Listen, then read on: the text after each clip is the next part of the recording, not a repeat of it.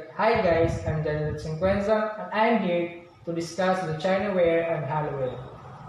First is a dinner plate, full plate or large plate or joint plate. A 10 inches or 25 centimeter in diameter. Second is fish plate, half plate or sweet plate, dessert plate.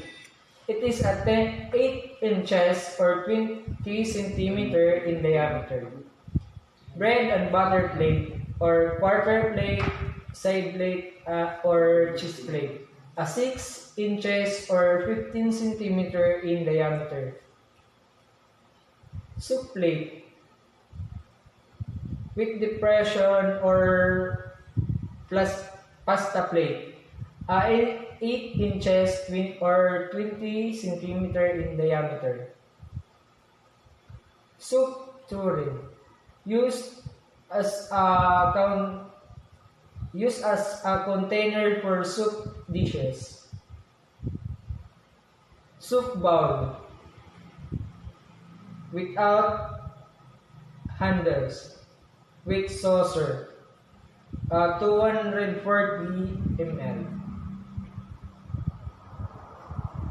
Consume cups with saucer, 240 ml. Cup and saucer, 180 ml. Teapot or coffee pot, used as a container for hot coffee or tea.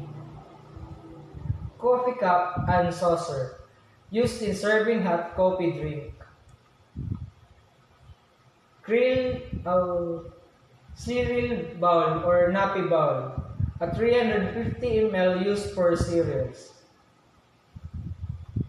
Nut bowl or monkey bowl, a 50 ml used for nuts.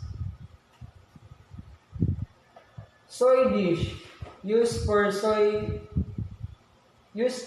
sauce, fish sauce, dips, and other sauces.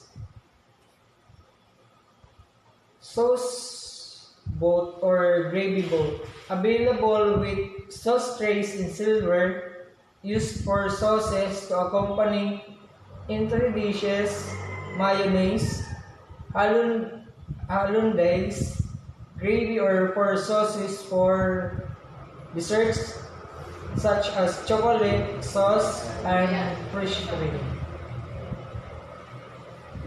Cruet set, decorative bottles used for containers for liquid food items like oil, soy sauce, vinegar wine, etc.